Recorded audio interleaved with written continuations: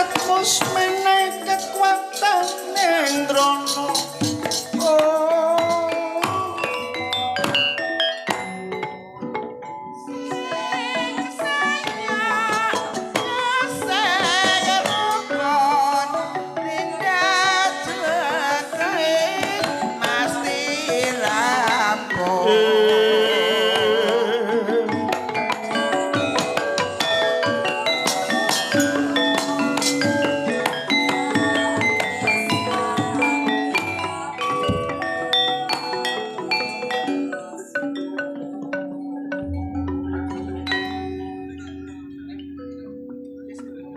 Wis suwe ora ketemu kaya panggling rupane nanging ora panggling suarane.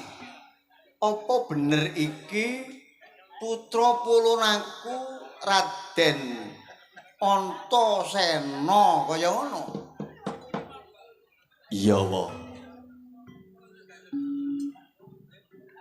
Ponakane Wa Kresna sing saka dasaring samudra putuning Sang Hyang Baruna. Iya, aku apal.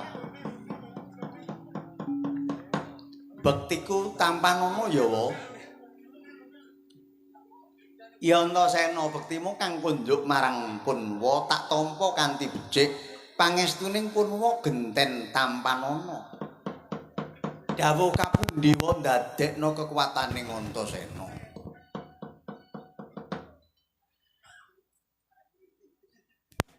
Kanjeng Wohe Mandura, bektiku tampanono wa. Ya Antasena, nadyan kaya ngapa? Laku lan wujudmu iya panggah kesengsem aku barang kananmu kaya guyu. Aku ndelok tindakmu sing kaya mengkono. Prasasat kaya kacang anut lanjarane wong anake Sena. Ya panggah tak tampa bektimu marang Punwa pangestuku tampanana Antasena. Ya wa matur nuwun pangestuning Wa Prabu Mandura ndadekno kekuwataning Raden Antasena. Antasena? Ya wa. Tanpa gawe cecolok glancang sekebet layang pekabaran ora menehi werta menyang kraton Ndarawati sajak iki mau saka nggoning dasaring samudra.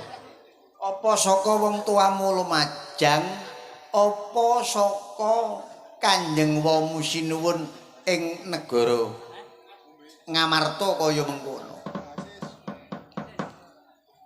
Amit sewu, Wa.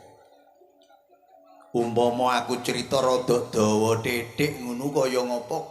Oleh apa gak ya, Wa?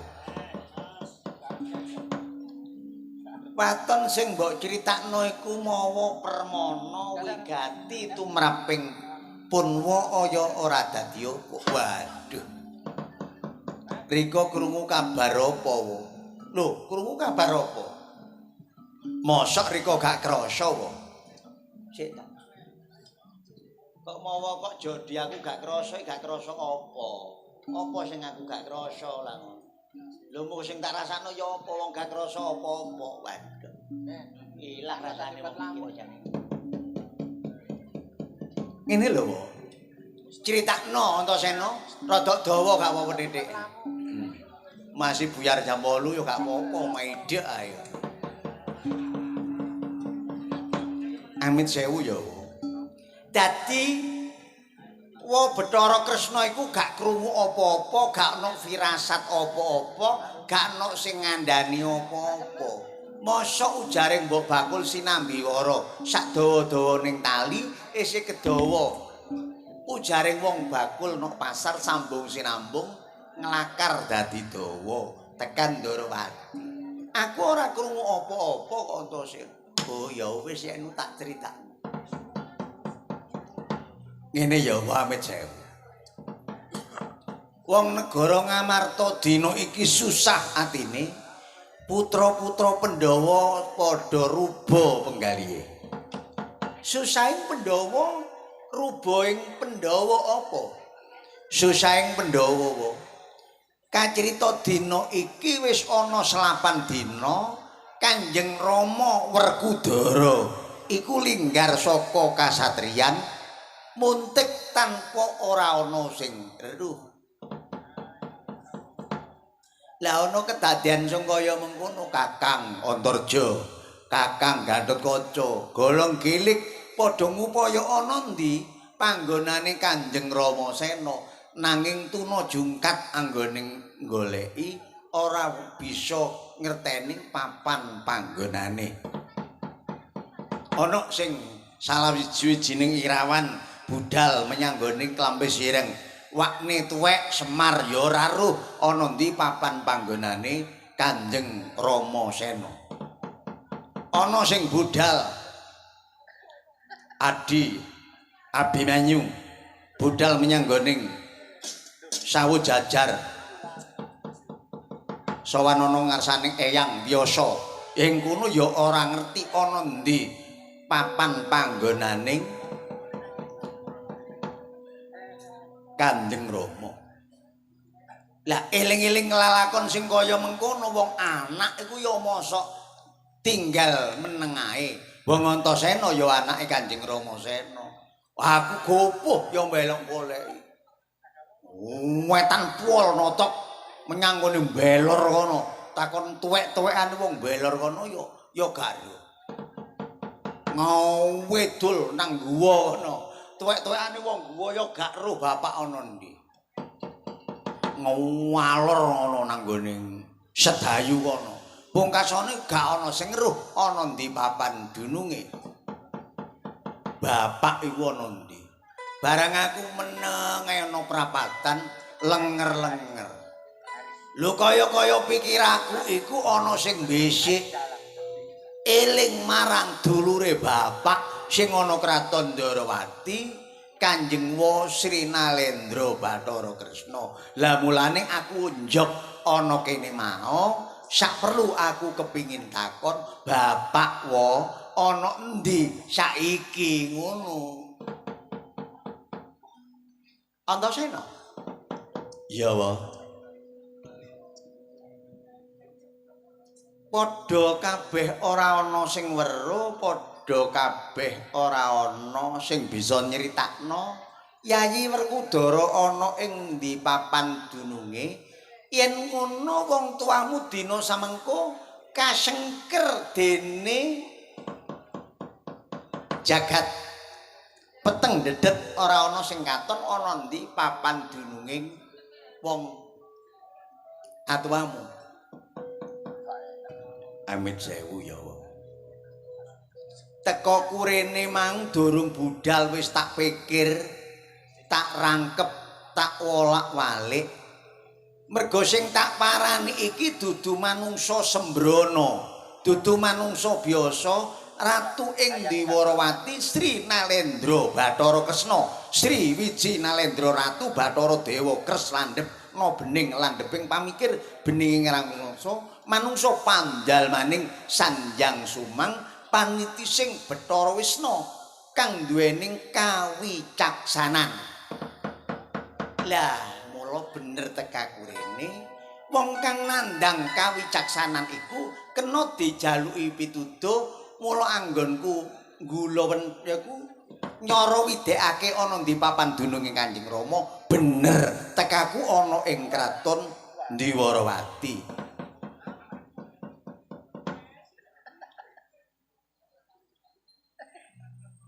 Antasena? Iya, Wa. Aku mau lak wis ngendika bapakmu kesengker dene jagat peteng dedet lelimengan ora ana sing weruh besok lamun wis disengkakno ngaluhur wong tuamu bakal ngetok karepe dhewe. Lah apa kira-kira kon takon kaya mengkono mau apa bener ijen apa bener dhewekan wong ngomong kok ora kok bolak-balik. Sik ta wae. Aku kok kongon malak-malik omongku gunemku kaya ngapa. Lah sak temening kon niku lak ya duduk manungsa biasa Antasena. Mbahmu wae dewa Sanjang Baruna. iso uripno banyu, iso uripno darat.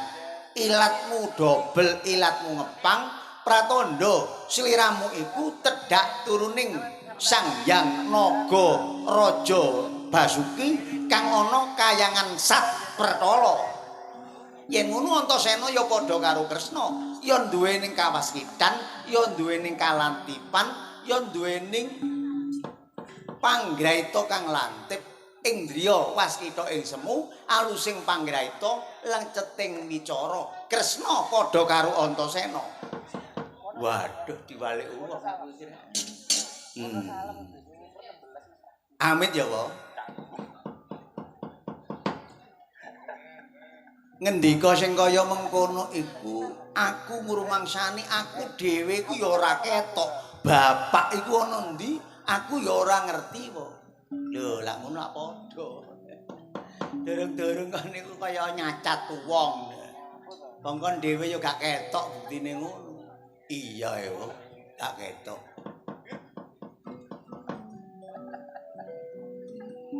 Ngene, Antasena. Ya aku ora janji, ya aku ora nyanggupi. Nanging yen kedadean ana ing kraton Dewarawati iki wis padhang jinglang saka ampak-ampak kang belenggu ana ing kraton Dewarawati, aku bisa nuduhna wong tuamu ana ndi papan panggonane. Setyal agil ya, setali agil ya wa. Yen Wa Kresna iso tak padhangno peteng jagating aku mbok tulungi. Ya, yen kon iso madhangno ruwet rentenging kraton Ndarawati bakal tak tulungi. Lah kira-kira ruweting Ndarawati iku apa? Lah ya mbuh kuno oleh mun ndelok cara apa? Lho, diwalik maneh arek. Apa gorenge lek gak diwalik ya gosok arek. Ya wae yen kaya ngono antin ing dalem sawetara kaya ngono.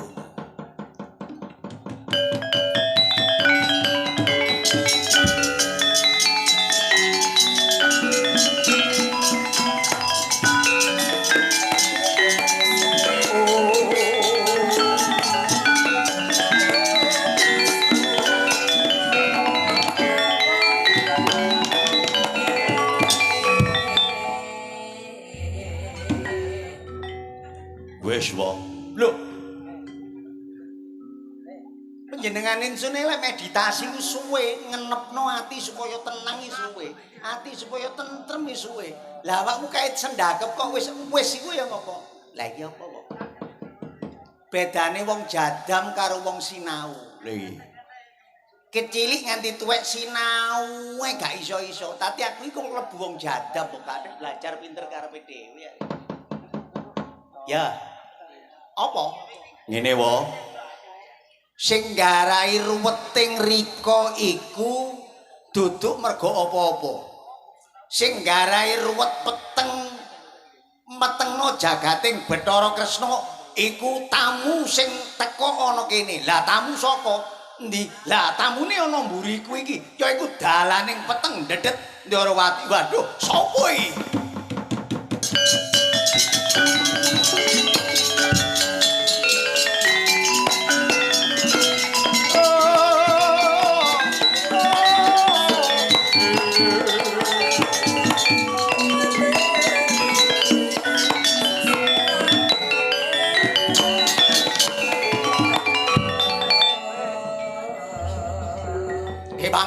Bangsat wong bocah sing clingus bloko datak ngambani wong ora kepenak sing marai peteng dedet kraton Ndarawati datak dayoh sing teko dayoh sing tas teko mongko ora ana wong siji loro sing mendayoh mung kananing Prabu Baladewa saka negara yen kon njodi kon iku ngepal kon iku ndomok aku sing gawe petengin dedet kraton Ndarawati bener apa ya? Ngene lho wae, amit sewu.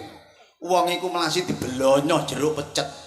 Dibelonyo jeruk pecel nganti teles. Tapi lek kulite gak seblek, kulite gak bedak, gak cuwil. gak bakal ngrasakno perih.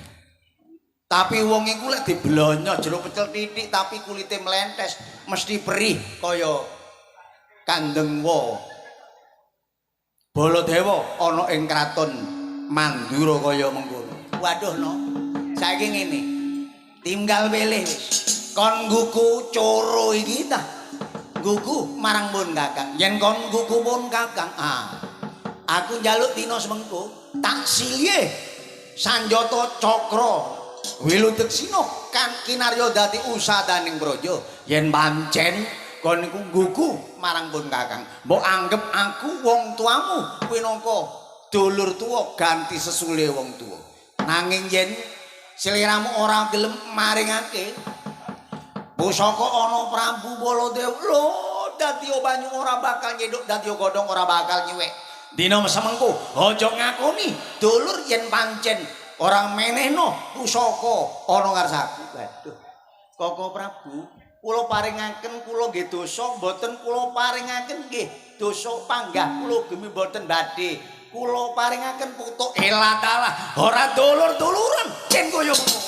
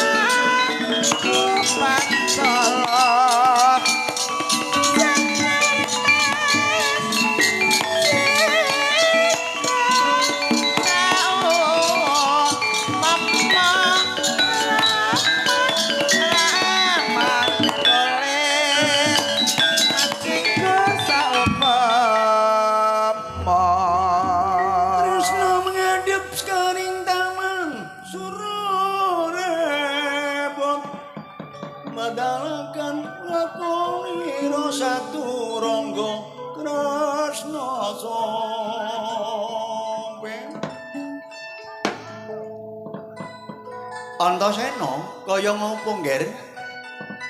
Ngene ya wa. Aku lak ngendika sing garai rupek sing garai peteng dedet kraton Ndarawati yaiku tekaning wa Baladewa ana ing kraton Mandura kaya mangkono.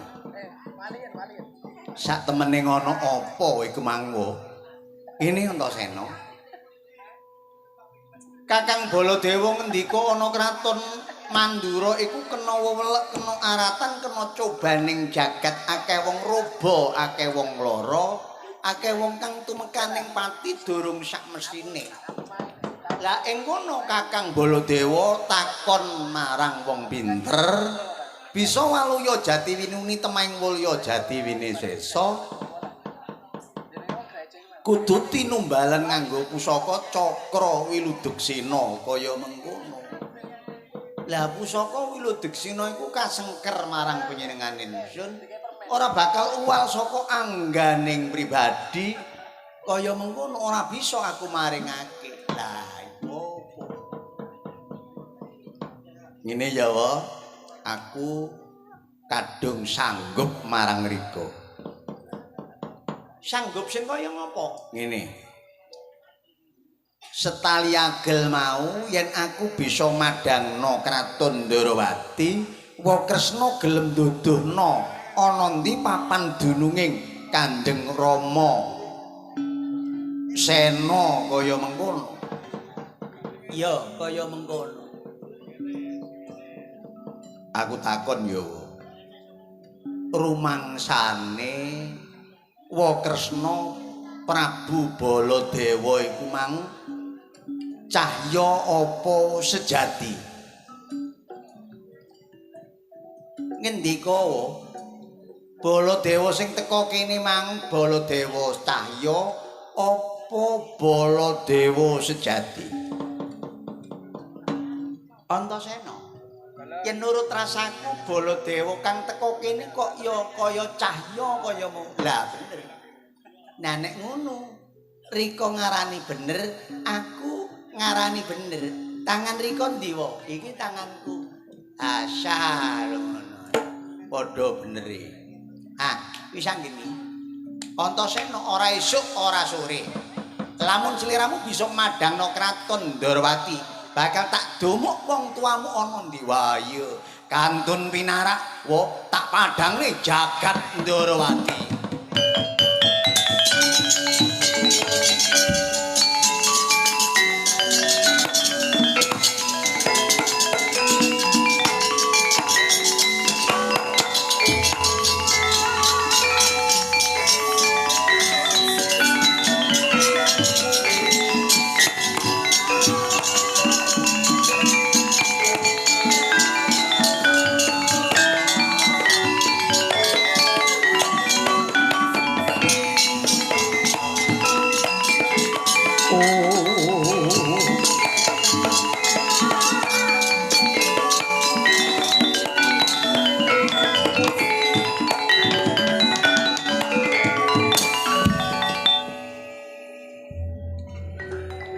Yayi Sentyaki wonten ngasingan daudan.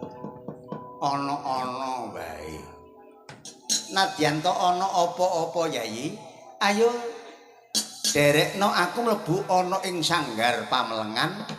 Saperlu sendakep asta saluku tunggal manekung giya ameminta nugraning Jawata. Mugi kraton Ndarawati pinerah pengayomaning jagat teguh kukuh bakuh rahayu wilujeng slamet. Kaya mengkono ya Yayi. Nuwun kasinggihan dawuh dalem. Kakang Udawa dipun bubaraken pasenwaka. Nuwun kasinggihan Gusti Prabu.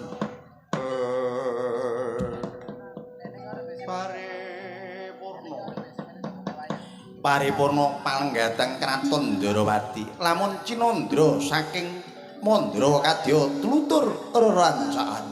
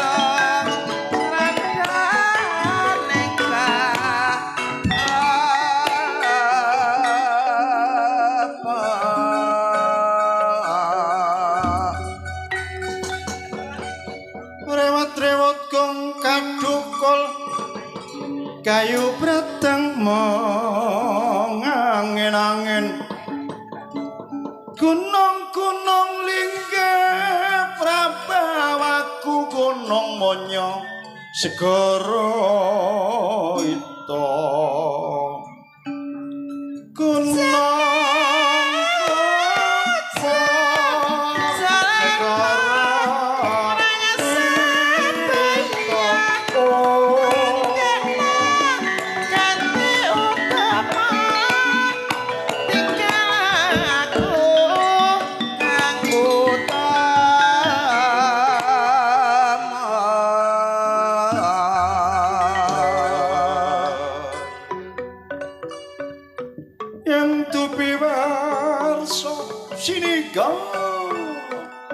ingkang sami anjung jurit ingkang anyrosaken wong sami medal saking Siti Inggil puri minganti ginapura ginapuri Brajanala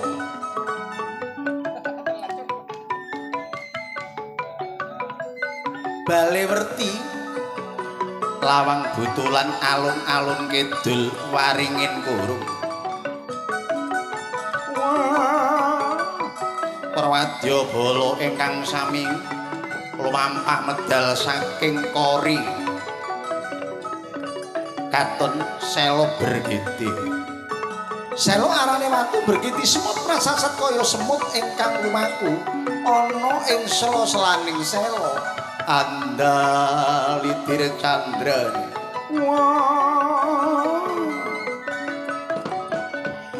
binarung swaraning jidor tambur mriyep ingkang pating jemledor trompet pangrempeting dipanggo gumladaking rodaning kreta jedor swaraning selat kaya bisa mekah no talinya grebek grebek grebek grebek Pramadya bala ingkang sami lumampah dhateng ing telenging pangurakan njaba pindha tibaning werdu gangga susu werdu arane lintah gangga banyu sastra sewu kaya dening lintah 1000 ana ing madyaning alun-alun campuh ndali lelawatan glesing cerita cungkating wong kang amungel kawi anyrosaken ingkang sami medal pelarasan Anderpati magita-gita ana ing sakjabaning pangurakan den bebujung dening Raden Antasena lumampah sifat kuping playuning Raden Antasena sandhet ngendhek lakuning Sang Balarama ana ing madyaning alun-alun lamun Cinandra saking Mandrawa candraning kaya solong mlebu geni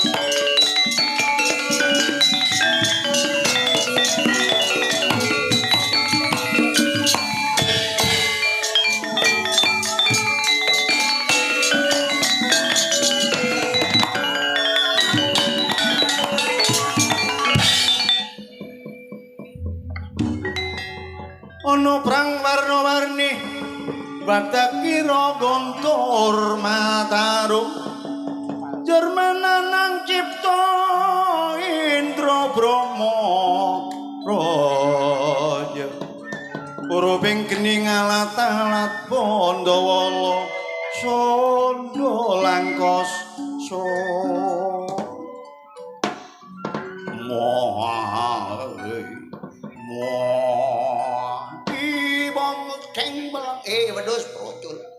Wedhus Procul Antasena wong sing ora ngerti guna iku wong ora duwening sopan santun bocah sing bedugal Antasena kon kok wani Sulaya kok wani tukar padu marang aku ana kraton Ndarawati mongko ana adepaning Yayi Prabu Bathara Kresna dadak wani menciciling Prabu Baladewa saka kraton Mandura ketemu pirang perkara kon wani marang aku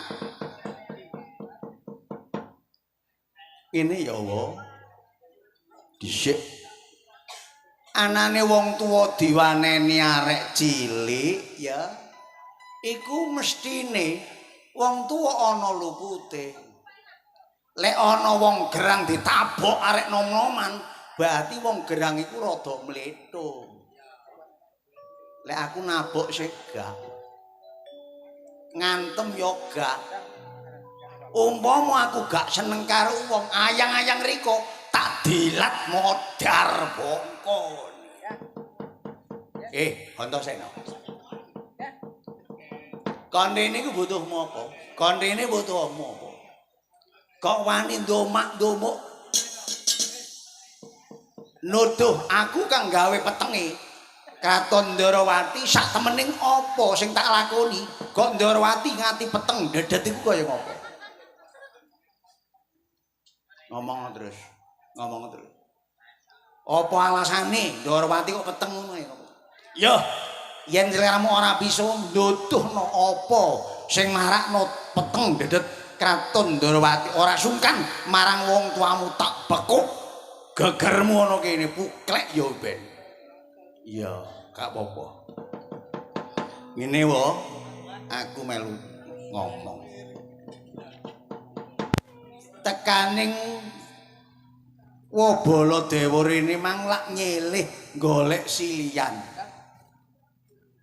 sing rika silih iku pusaka Cakra Wiludeksena ya Cakra Mahaginingan kang pancen pusaka iku ora bisa renggan saka angganing Prabu Bathara Kresna dasaring pusaka tapak eyang tapak gawe eyang dewa kang yasa Sang Hyang Janbanujan ora bakal diparingake marang nggoning Prabu ing Mandura atining Bathara Kresna diwenehna ya dosa ora diwenehna ya panggah dosa awit sing nyilih iku dulure Bathara Kresna kang ana Mandura lah mula peteng dedet jagating Bathara Kresna sing nggarai peteng dedet ora ana liya ya dapuraning Prabu Baladewa ya Karsana iku waduh arek jambal temen karo wong tuwa jambal temen karo wong ngene wae wong sliramu isih enom kang ora eman marang masa depanmu umurmu iku sing dawa cita-citamu iku kudu mbok gayuh supaya bisa nanging yen watekmu mikukuh ing watek cundala sing kaya ngono ayo diboktekno yen pancen sliramu kuat ngempet tanding alugara sosok kaki nenggolok ngelembreh waduh usito mondong ususmu ula pokok ngomongno pusaka tak dilat bongko mati dening aku ayo awakmu sing mati goblok enak rek ngaploki wong tuwek iki rek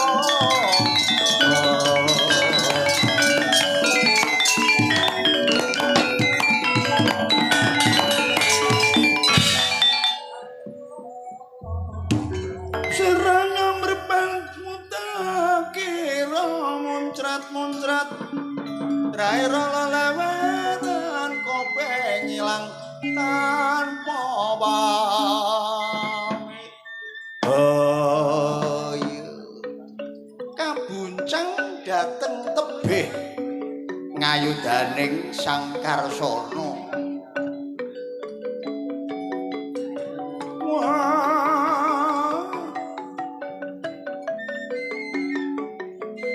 dasar kawontenaning Sang Baladewa yen wani aja wedi-wedi yen wedi aja wani-wani dasar pancandraning Sang Baladewa katon melerah abang pindha sinduran mripating menteleng kaya coplok-coplok talingan brabak bang mawingo-wingo pindha kembang wara-waribang otot ana guluning pating plengker yen ngendikan jerit-jerit kaya kotol intil-intile wah dasar Sang Baladewa boten saged nglampahi nindakake kesabarane sateman ndungkap ing kamurkan ngodang marang kanapsaning Sang Baladewa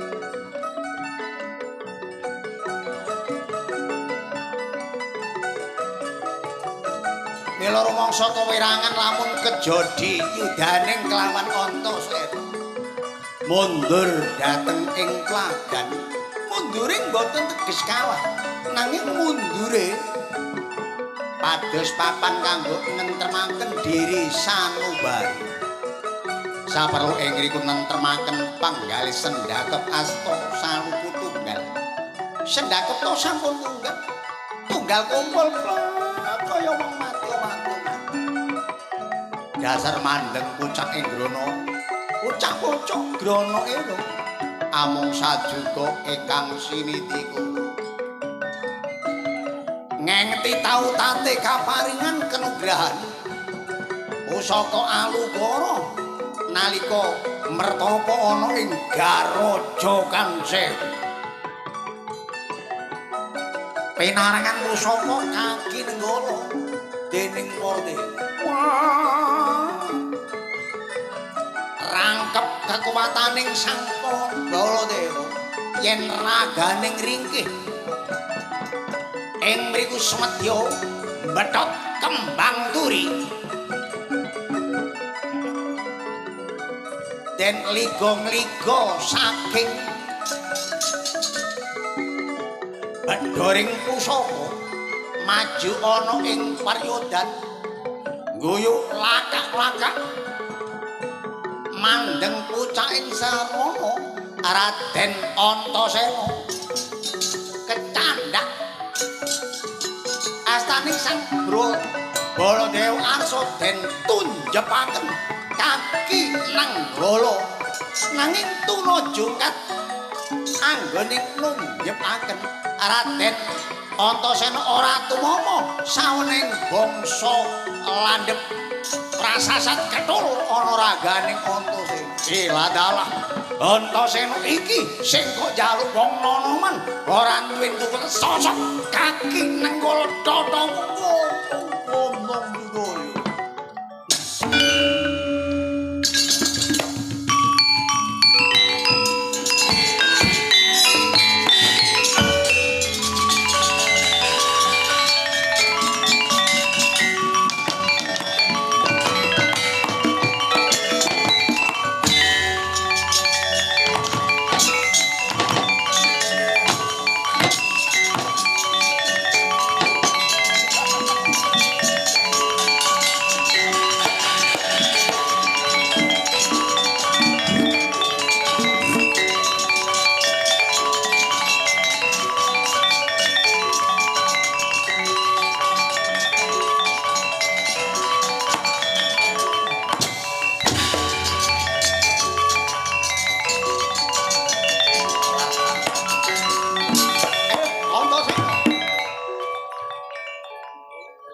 saiki lengus bocah iki mampu banget Antasena dadak wani marang wong grang.